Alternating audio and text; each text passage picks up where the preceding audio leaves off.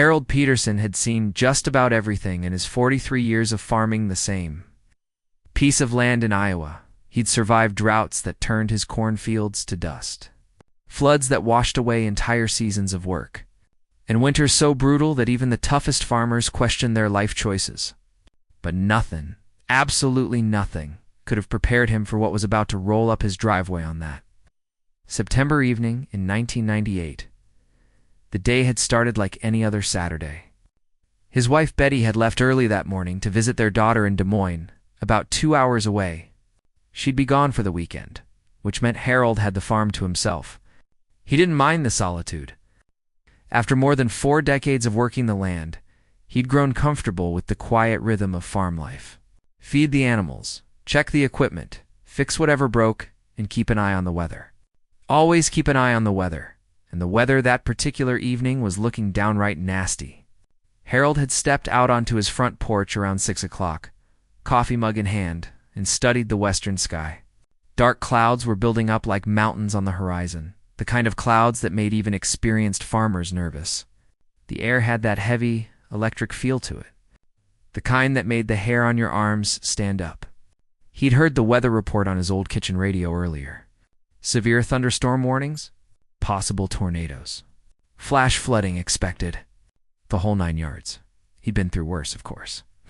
But being alone during a big storm always made things feel a bit more serious. He went back inside and made sure his flashlight had fresh batteries, checked that his weather radio was working, filled a couple of jugs with water just in case. Old habits from a lifetime of Midwestern storms. By 7 o'clock, the first raindrops were starting to fall. Big, heavy drops that hit his windows with serious force. Harold was standing in his kitchen, thinking about making himself some dinner, when he heard something that made his blood run cold. At first, he thought it was thunder. Low, rumbling, continuous. But then he realized thunder doesn't sound quite like that. This was mechanical, rhythmic, and it was getting louder. He walked to his front window and pulled back the curtain. What he saw made him blink hard, thinking his eyes must be playing tricks on him. Headlights. Dozens of them. Coming up his long gravel driveway in a slow, steady procession. The rumble grew louder, and suddenly Harold understood what he was looking at. Motorcycles. Not just a few. Not a small group. An entire convoy of motorcycles was heading straight toward his farmhouse. His hand moved instinctively toward the shotgun he kept near the front door. Not because he was looking for trouble, but because a man alone on a remote farm learns to be prepared. He didn't grab it, though. Something made him pause. These riders weren't racing up his driveway like maniacs. They weren't revving their engines or acting aggressive. They were moving slowly, almost carefully, like they were being respectful of his property. Still, his heart was pounding as he watched them approach. The rain was coming down harder now, and through the growing darkness and the sheets of water, he could see the riders more clearly. Leather jackets, bandanas, and then, as the lead motorcycle pulled up closer to his porch, he saw the patch on the rider's back, the unmistakable death's head symbol. Hell's Angels. Harold felt his stomach drop. He'd heard stories about motorcycle clubs, seen things on the news. He wasn't a prejudiced man, but he also wasn't a fool. This was 50, maybe more, members of one of the most notorious motorcycle clubs in America. They were currently surrounding his farmhouse while a major storm rolled in. His wife was gone. His nearest neighbor was 3 miles away. The phone was in the kitchen, but what would he even say if he called the police? They were still 20 minutes away on a good day, and with this storm, who knew how long it would take them to respond? The lead rider dismounted. He was a big man, the kind of big that comes from a lifetime of hard work rather than a gym membership. Gray beard, weathered face, probably in his 60s. He walked toward Harold's porch with his hands clearly visible at his sides, palms open, not threatening, almost submissive in a way. Harold opened his front door but stayed behind the screen. The rain was really pounding now, and the wind was picking up. The rider had to raise his voice to be heard over the storm. "Sir, my name's Dutch," the man said, water already streaming down his face. "I know how this looks, and I know you've got every reason to be concerned. But we need your help, and we need it bad." Harold didn't say anything, just waited. His daddy had taught him long ago that when you don't know what to say, it's best to let the other person do the talking. Dutch continued. We've got 50 riders here. We were heading to Chicago for a charity event when this storm caught us.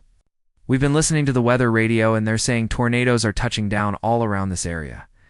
We've got some older folks with us, a couple of women, and honestly, sir, we're in trouble. The main roads are already flooding. The nearest town is 15 miles back, and we won't make it in this weather. The man paused, wiping rain from his eyes. I'm asking if we can shelter in your barn. Just for the night, we'll be gone at first light. We won't touch anything that's yours.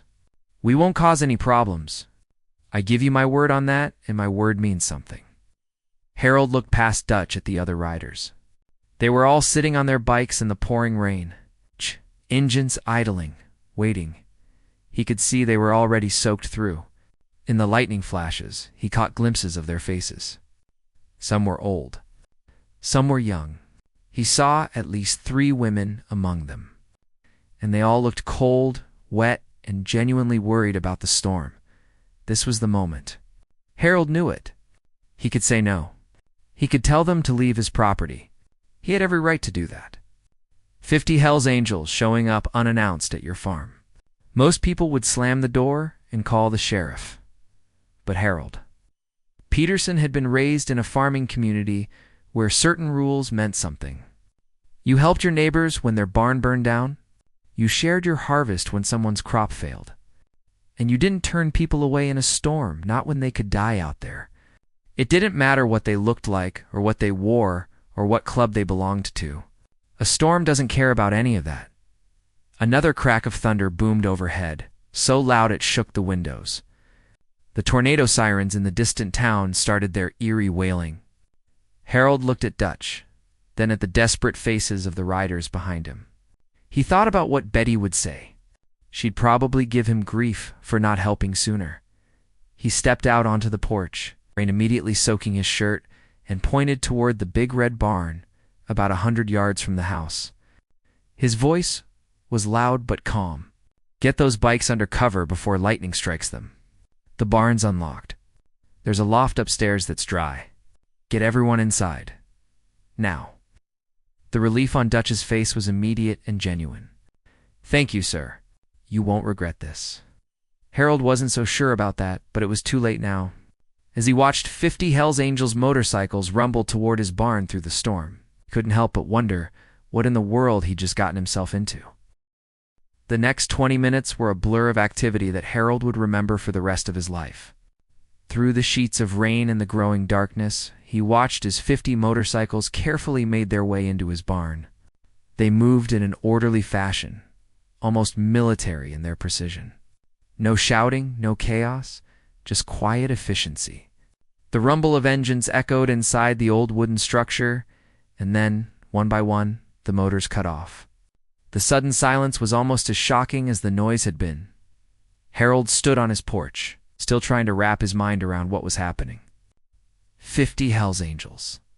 In his barn, during what was shaping up to be one of the worst storms in recent memory. The wind was howling now, bending the trees nearly sideways.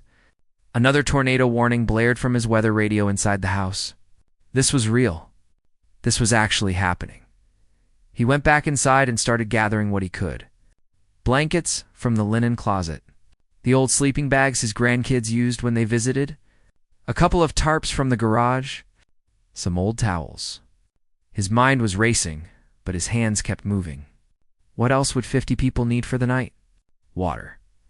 He grabbed some gallon jugs and filled them from the tap. Food? Well, he didn't have enough to feed an army.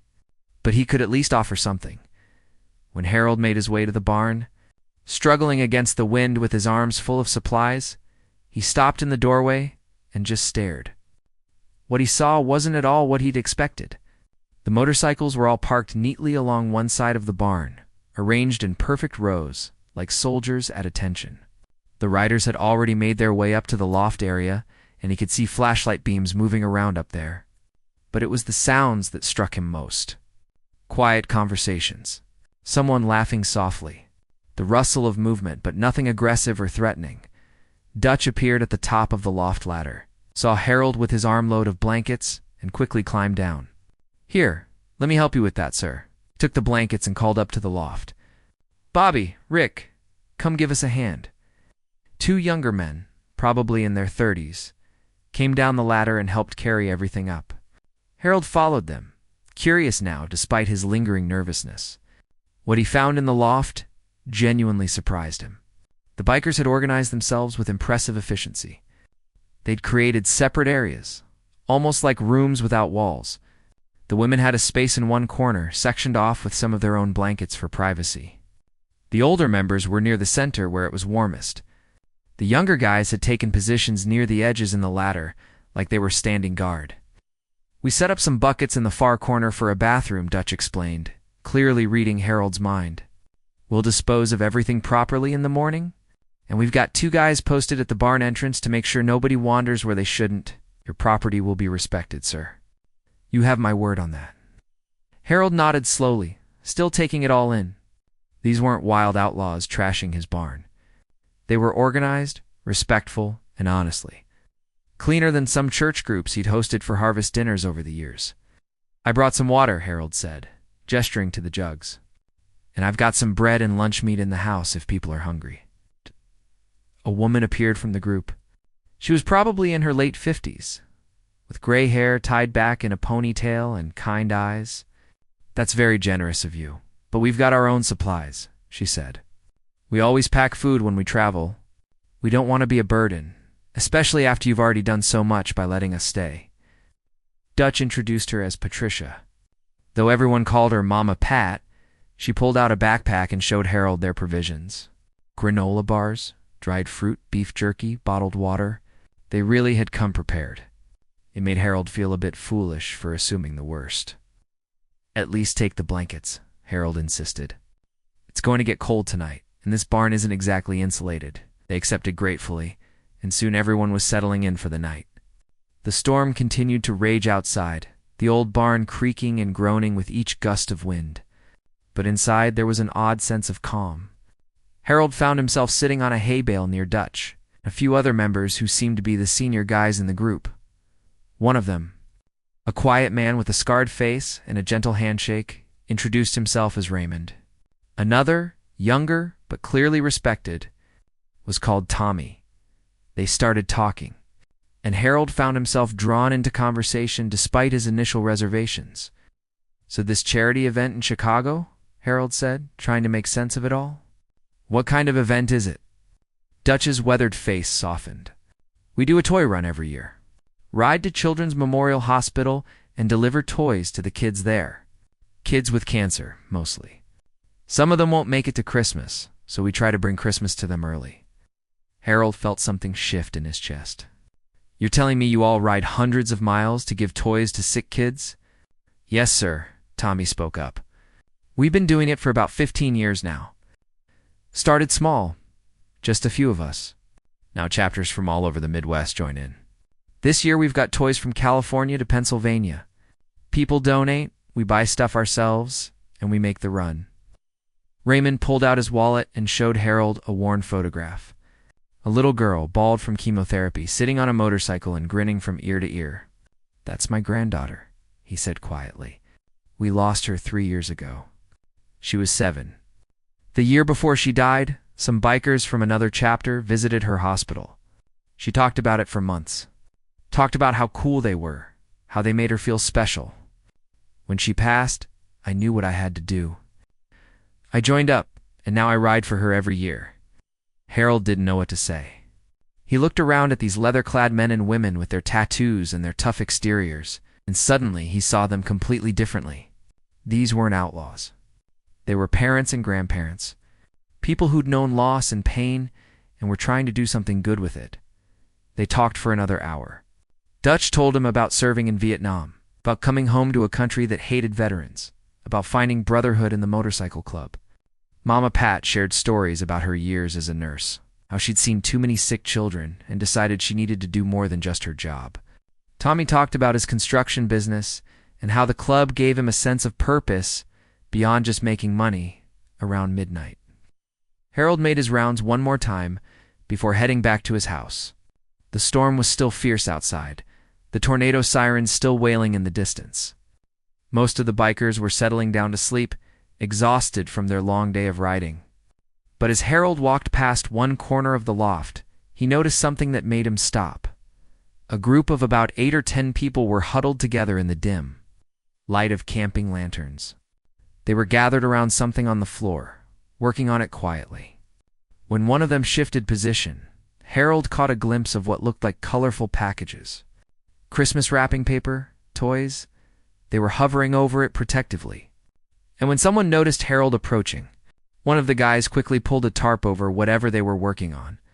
The movement was subtle, but Harold saw it. His stomach tightened. What were they hiding? Why were they being secretive about it? All those good feelings from the earlier conversation suddenly felt fragile. Maybe he'd been too trusting. Maybe this whole charity story was just that, a story.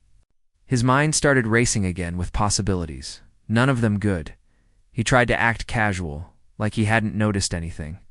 Said goodnight to Dutch, who was already stretched out on a sleeping bag, and headed back to his farmhouse. But as he walked through the rain, his flashlight beam cutting through the darkness, Harold couldn't shake the uneasy feeling that had settled in his gut back in his house. He toweled off and changed into dry clothes. He should sleep. He was exhausted. But every time he closed his eyes, he kept seeing that quick movement. That tarp being pulled over something they didn't want him to see. He got up and stood at his bedroom window, staring out at the dark shape of the barn. What were they really doing in there? What were they hiding? The clock on his nightstand said it was almost 1 a.m.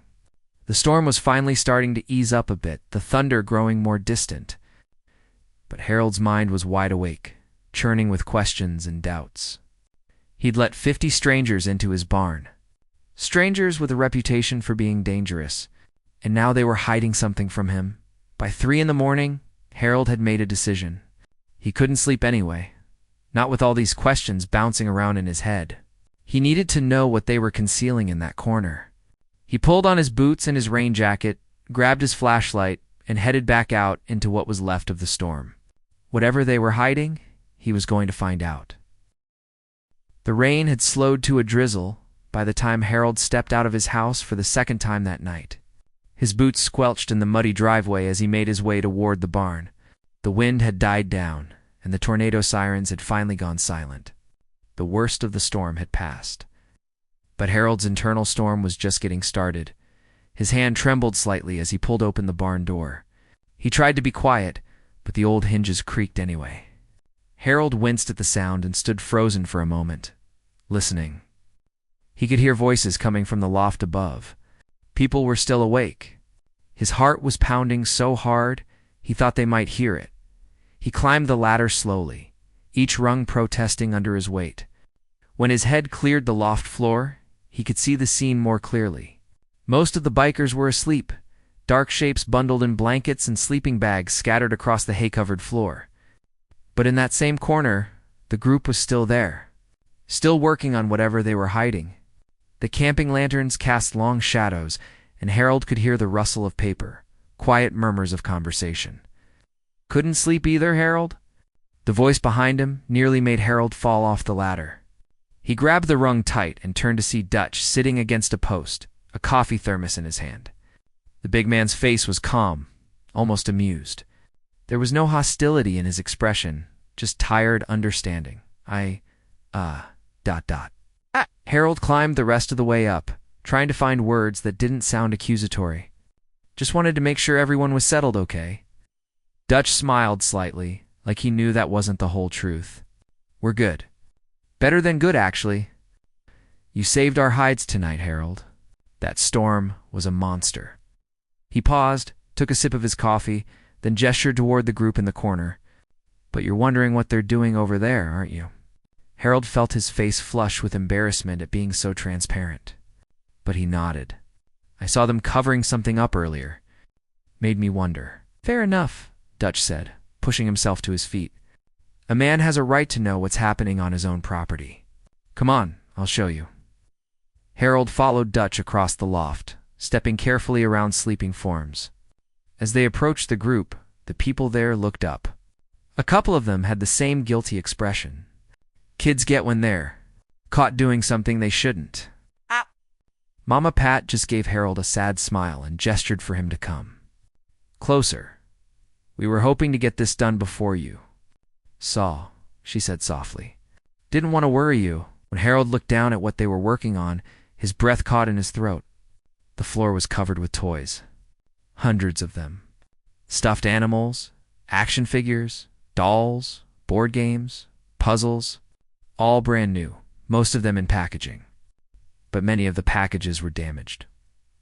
Water-stained, torn, wet. A younger woman, maybe in her early 30s, held up a teddy bear. The fur was damp and matted. Some of our saddlebags aren't completely waterproof, she explained. We didn't realize until we unpacked tonight. The storm got to about a third of the toys. Ma Pat was carefully unwrapping a doll, trying to salvage the packaging. Her hands moved with the practiced care of someone who'd done delicate work before. We can't show up at the hospital tomorrow with damaged toys, Harold. These kids deserve better than that. Harold stood there, his flashlight hanging loosely in his hand, feeling like the world's biggest fool. All his suspicions, all his worries about what they might be hiding. And here they were, frantically trying to dry out and fix toys for sick children. In the middle of the night, after riding through a dangerous storm, the hospital visit is tomorrow, he asked quietly. Dutch nodded. 10 o'clock. We're supposed to be there by 10. We've been collecting these toys for 6 months. People from all over donate. Club members buy them with their own money. Some of these cost $50-$60 each. We don't bring cheap stuff to these kids. They're going through hell, fighting for their lives. They deserve the best. Man Harold hadn't met yet looked up from where he was, using a small towel to dry off a remote-controlled car. His eyes were red, like he'd been crying or maybe just hadn't slept in days. My nephew is at that hospital right now, he said. He's 8. He's got leukemia. This will be his 3rd Christmas fighting it. Last year when we came, seeing his face light up when he saw all of us roll up on our bikes, it was the first time I'd seen him smile in months. Harold felt something crack inside his chest. Without saying a word, he turned and headed back toward the ladder. He heard Dutch call after him, probably thinking Harold was upset or wanted them to leave. But Harold didn't respond. He just climbed down that ladder as fast as his old knees would carry him and headed out. 15 minutes later, Harold was back. This time, he was carrying 4 large boxes, stacked so high he could barely see over them. He climbed that ladder again, and Dutch rushed over to help him with the boxes. What's all this? Dutch asked Dot. Harold set the boxes down and opened them up. Inside was wrapping paper, lots of it. Ribbons, tape, scissors, gift bags, tissue paper. Some of it was left over from last Christmas. Some of it was older than that. Betty had always been a pack rat when it came to wrapping supplies, saving every scrap for next year. My wife would kill me if she knew I let sick kids go without proper presents, Harold said, his voice gruff to hide the emotion he was feeling. And these toys aren't going to wrap themselves? So, let's get to work. For the next 3 hours, Harold Peterson sat on the floor of his barn loft alongside members of the Hells Angels Motorcycle Club, wrapping Christmas presents. He learned their names, their stories. There was Ronnie, who'd lost his daughter to cancer 5 years ago and rode in her memory every year. There was Linda, the young woman with the teddy bear, who was a kindergarten teacher and spent half her salary on toys for the run. There was Big Joe, who was actually a pediatric nurse when he wasn't riding his motorcycle. They showed Harold pictures on their phones, photos from previous years at the hospital, leather-clad bikers surrounded by children in wheelchairs, bald kids from chemotherapy treatments, sitting on motorcycles, grinning from ear to ear, tiny patients too weak to leave their beds, clutching stuffed animals these supposedly scary bikers had brought them. The media loves to paint us as criminals, Dutch said as he carefully tied a ribbon on a package. And yeah, some clubs out there give us all a bad name, but this club, this chapter, we're just people trying to do some good in the world. Most of us work regular jobs. We pay taxes. We volunteer. We just happen to love riding motorcycles and wearing leather, Mama Pat added, A lot of us have been touched by childhood illness somehow. Lost someone. Watched someone suffer. This is our way of fighting back. We can't cure cancer, but we can make those kids smile. Even if it's just for one day. Harold worked quietly, his hands fumbling with the unfamiliar task of wrapping odd-shaped toys. He'd never been much good at this. Betty always handled the Christmas wrapping, but he did his best, and nobody criticized his crooked corners or excessive tape usage. As he worked, Rel pulled out his old hairdryer from one of the boxes. He'd grabbed it from Betty's bathroom, still attached to its extension cord. For the stuffed animals, he explained, get them dried out faster. The bikers looked at this old farmer holding a floral-patterned hairdryer like it was the most natural thing in the world. Several of them started laughing. Not mean laughter, but warm, grateful laughter. Soon Harold was laughing too, sitting there with a pink hairdryer aimed at a teddy bear, while a Hell's Angel named Tiny held it steady. "You're all right, Harold," Tiny said, grinning. "You're all right," as dawn started to break outside. Painting the sky in shades of pink and orange, Harold looked around at his unlikely companions. They'd saved every single toy. Everything was dried, wrapped, and ready to go. The pile of presents looked like something out of a department store Christmas display. But Harold wasn't done yet. As the bikers started packing up their supplies and getting ready to load the toys onto their motorcycles, Harold excused himself one more time. He went back to his house, but this time he headed straight for his phone. His first call was to Jim, who owned the local diner in town. Then he called Pastor Williams from the Methodist Church. Then he called the woman who managed the Dollar General. Each conversation was brief but urgent. And each person he called had the same initial reaction of shock, followed by the same question, "Are you sure about this, Harold?" And each time Harold gave the same answer. "I've never been more sure of anything in my life." By 8 o'clock that morning, word had spread through the small farming community faster than a grass fire in July. And what happened next would become a story people would tell for generations. By 9 o'clock that morning, Harold's quiet farm looked like something out of a movie. The first vehicle to arrive was Jim's old pickup truck from the diner, loaded down with industrial coffee makers and what looked like every donut in 3 counties. Behind him came Pastor Williams in his sensible sedan, followed by a parade of pickups, minivans, and SUVs that just kept coming.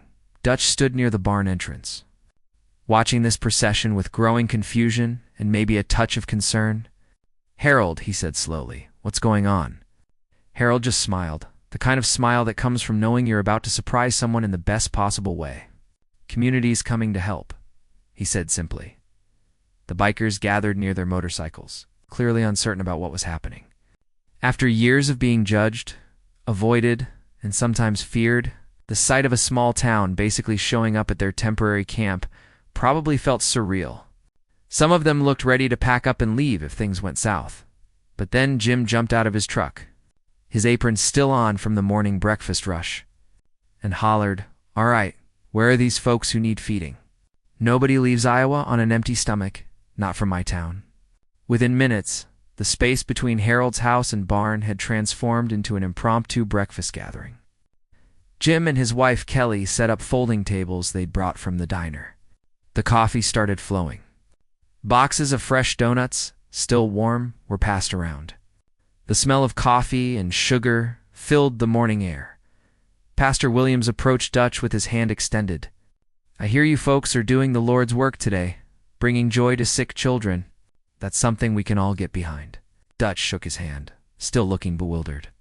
"We're just trying to help some kids, sir," the pastor said with a warm smile. "So are we." That's when things really got interesting. The back of Pastor Williams' car opened up. 3 members of the church youth group started unloading boxes. Toys.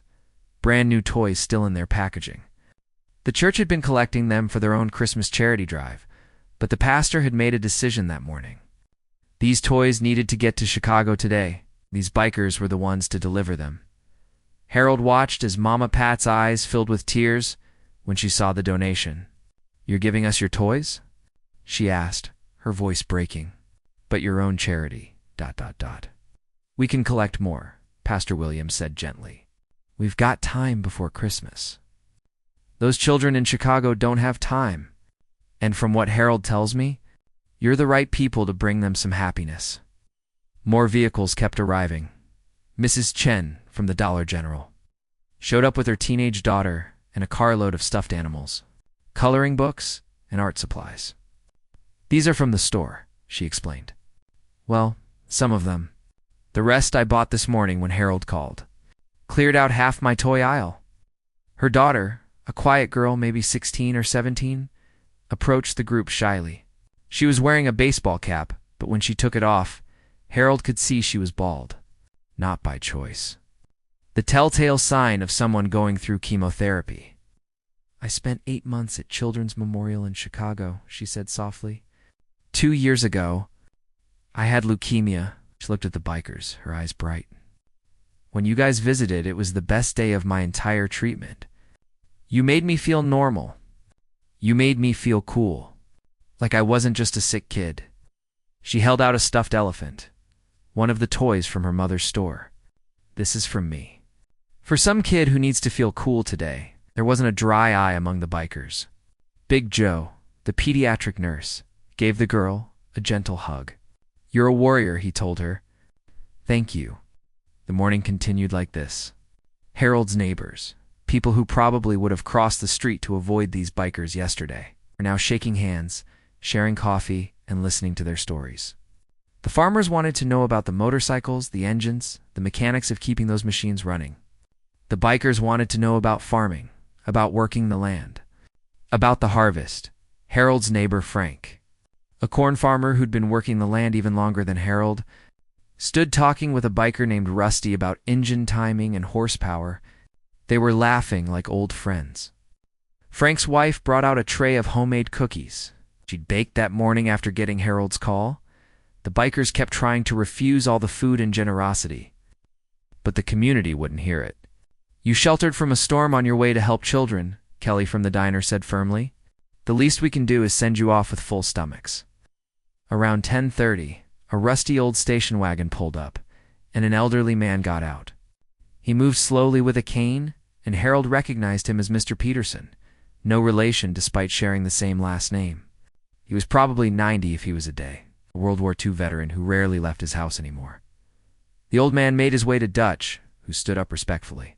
Son, Mr. Peterson said in a wavering voice, Harold tells me you served in Vietnam. Yes, sir, Dutch replied. 2 tours. Mr. Peterson's eyes got misty. My grandson served there. He didn't make it home. He paused, steadying himself. Never got to thank the men who fought in that war. Our country didn't treat you boys right when you came back. So I'm here to say thank you. Thank you for your service. And thank you for what you're doing today. He pulled out his wallet and extracted 5 $20 bills, clearly old and well-kept. This is for the children. Buy them something special. From an old soldier who knows what it means to fight a battle you can't see. Dutch took the money with shaking hands, then did something Harold had never seen a Hell's Angel do. He saluted. A crisp military salute to the old veteran. And Mr. Peterson, tears streaming down his weathered face, saluted back. By 11 o'clock, the toy collection had nearly doubled. What started as 50 bikers with their carefully collected donations had turned into a community effort. The pile of wrapped presents had grown so large they had to reorganize how they'd pack the motorcycles. But the bikers weren't the only ones receiving help. While the community gathered around sharing breakfast and stories, several of the younger bikers noticed that part of Harold's fence line had been destroyed by the storm. Without being asked, a group of them grabbed tools from the barn and got to work fixing it. Dutch and some of the others noticed that Harold's rain gutters were sagging and in need of repair. Before Harold could protest, they were up on ladders, securing them properly. We don't take charity without giving something back, Dutch explained when Harold tried to tell them it wasn't necessary. You opened your home to us. Let us do this. A local hardware store owner, who'd arrived with his wife and more donations, saw what they were doing and offered to supply materials at cost. Got some spare lumber and fence posts in my truck already, he said. Just happened to bring them along. Harold stood on his porch, coffee mug in hand, watching his small corner of Iowa buzz with activity. Bikers and farmers working side by side, children from neighboring farms getting their pictures taken, sitting on motorcycles, grinning ear to ear. Dutch's motorcycle club wasn't scary to them anymore. They were just people. Interesting people with cool bikes who were doing something good. Betty called around noon to check in, and Harold spent 20 minutes trying to explain what was happening. He could hear the disbelief in her voice. "Harold Peterson, are you telling me you have 50 Hells Angels at our farm, and half the town showed up with donuts?" "That about sums it up," Harold said. Watching his mama Pat taught Mrs. Chen's daughter how to tie a bandana the proper biker way. "I leave you alone for one weekend," Betty said, but he could hear the smile in her voice. One weekend. By 1 o'clock, the bikers were getting ready to leave. The toys were secured, the motorcycles were loaded, and the fence was repaired better than it had been in years. The community started packing up their tables and coffee makers, but nobody seemed in a hurry to leave. This felt like something special, something worth lingering over. Dutch approached Harold one final time, and this time he wasn't alone. The entire motorcycle club gathered around. He pulled out an envelope from his jacket pocket and handed it to Harold. "This is for the barn rental, the supplies, and everything you did." Harold opened the envelope, and his eyes went wide. $2,000 in cash? "Dutch, I can't accept this. You're using your own money for those kids. And we're using some of it to pay our debts," Dutch said firmly. "You gave us shelter when we needed it most. You trusted us when you had every reason not to. And you brought your whole community together to support what we're doing. That's worth more than money, Harold, but money is what we have to give." Harold tried to argue, but 50 bikers can be pretty persuasive when they want to be. He finally accepted the envelope. It's already mentally calculating which local charities could use it most. As the motorcycles started their engines, creating that familiar rumble that had terrified Harold just 15 hours earlier, the whole community lined up along the driveway to see them off. People waved. Children cheered. And 50 Hells Angels, who'd arrived as strangers in a storm, left as friends. The rumble of 50 motorcycle engines filled the air as the convoy prepared to leave Harold's farm. But before they pulled out, Dutch walked back to where Harold stood on his porch one last time. The big man's weathered face was serious, and he looked Harold straight in the eye. "Harold, I need you to understand something," Dutch said quietly, so only Harold could hear. "What you did last night, letting us in during that storm, that took courage. Most people see our patches and they see trouble. They see everything the media tells them to see. But you looked past that. You saw people who needed help, and you helped them." Harold felt uncomfortable with the praise. Anyone would have done the same. "No." Dutch shook his head firmly. "They wouldn't have. We've been turned away from gas stations, restaurants, hotels, people who wouldn't give us the time of day, let alone shelter in a dangerous storm. You didn't just give us a place to stay. You gave us something more valuable than that." "What's that?" Harold asked. "You gave us the benefit of the doubt," Dutch said. "You judged us by our actions, not our appearance. And then you did something even more incredible. You showed your whole community who we really are. You built a bridge, Harold, and that bridge goes both ways." He reached into his pocket and pulled out a card. "This has my number on it. If you ever need anything, and I mean anything, you call me. This club has members in 48 states. We're mechanics, electricians, contractors, nurses, teachers. You need help. You've got it. That's a promise." Harold took the card, his throat tight with emotion. "You just make sure those kids in Chicago have a good day. That's all the thanks I need." Dutch smiled, gave Harold's hand one final firm shake, and climbed onto his motorcycle. He raised his hand in the air, and the other riders responded. Then, in formation, they began rolling down the long gravel driveway. The community members who'd gathered stood watching, waving, some wiping their eyes as the last motorcycle disappeared down the road. The sound fading into the distance, Harold felt someone standing beside him. It was Pastor Williams. "You did a good thing here, Harold," the pastor said. "A very good thing." Harold shrugged, still not comfortable being the center of attention. "Just offered some shelter from a storm. You did more than that," Pastor Williams replied. "You reminded all of us not to judge books by their covers, or bikers by their leather jackets." He chuckled softly. "I'm ashamed to admit if they'd shown up at the church.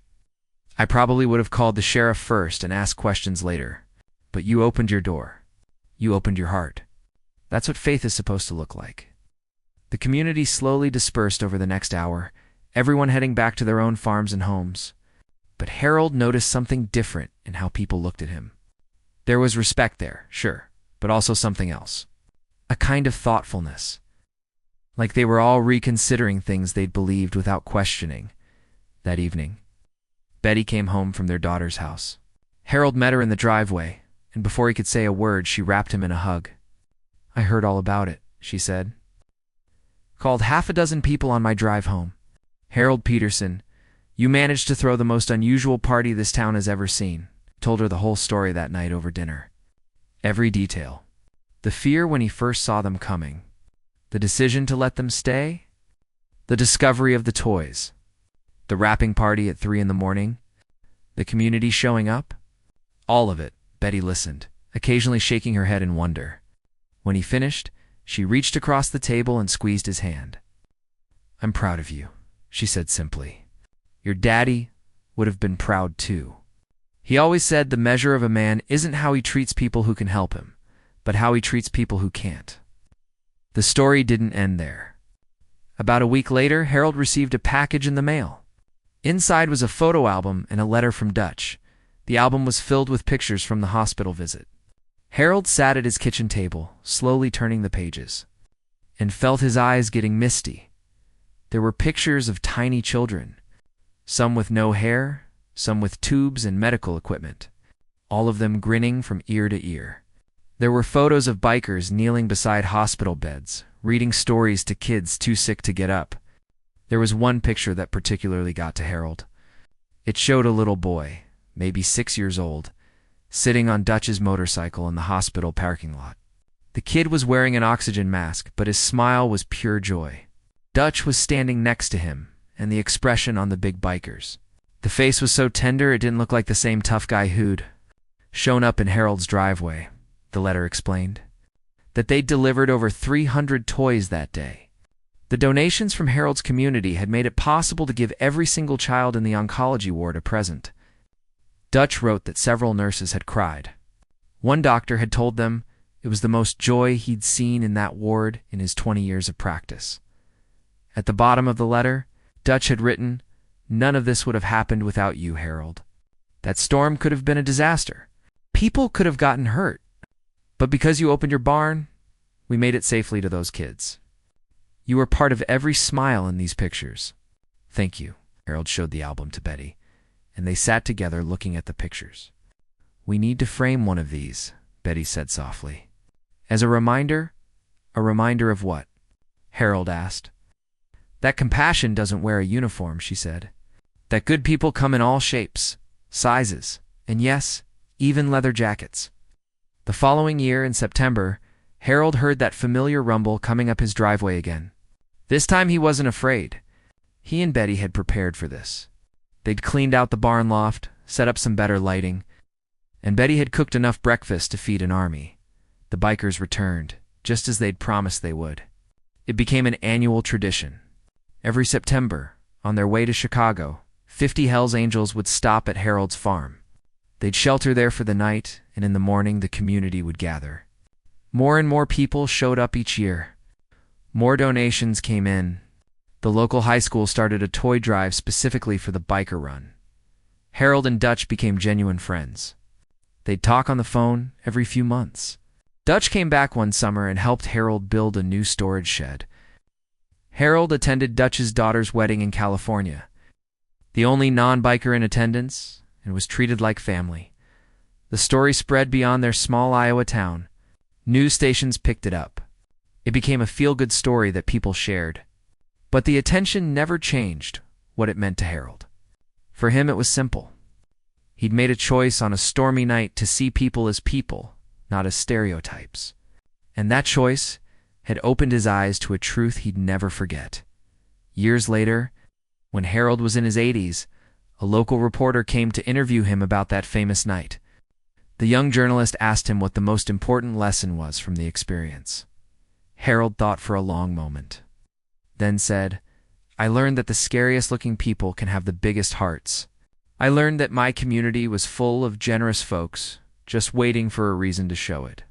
But mostly I learned that when you're faced with a choice between fear and compassion, compassion is almost always the right answer. The reporter asked if he'd been scared that night when 50 Hell's Angels showed up. Terrified, Harold admitted with a smile. Absolutely terrified. But being scared doesn't excuse us from doing the right thing. Sometimes doing the right thing means doing it even when you're scared. Harold passed away in 2016 at the age of 87. His funeral was packed. The church couldn't hold everyone who came to pay their respects. And outside, lining the street for 3 blocks, were motorcycles. Over 200 of them. Hell's Angels from 15 different states had come to say goodbye to the farmer who'd given them shelter from a storm, and, in doing so, had given them so much more. Dutch gave one of the eulogies. He stood at the pulpit, this massive man in his motorcycle leathers, and told the story of that September night. He told it honestly, including how scared Harold must have been. He told about the toys, the wrapping party, the community coming together, and he ended with this. Harold Peterson taught me that there are still good people in this world. People who see beyond the surface. People who choose kindness over fear. He didn't just give us shelter that night. He gave us dignity. He gave us respect. He reminded us why we do what we do. And every year, when we make our ride to Chicago, we carry Harold's spirit with us. Every toy we deliver, every child we make smile, that's Harold's legacy. That's what one act of compassion can create. There wasn't a dry eye in the church. And outside, 200 motorcycles started their engines in unison, a thunderous tribute to a simple farmer who'd learned that the measure of a person has nothing to do with what they wear or how they look, and everything to do with what's in their heart. Betty lived another 6 years after Harold's death. She continued the tradition, opening the farm to the bikers every September. And when she passed, she left the farm to their daughter with one condition written into her will. The barn would always be open to Dutch and his club on their annual run. Always. Because some bridges, once built, are meant to last forever.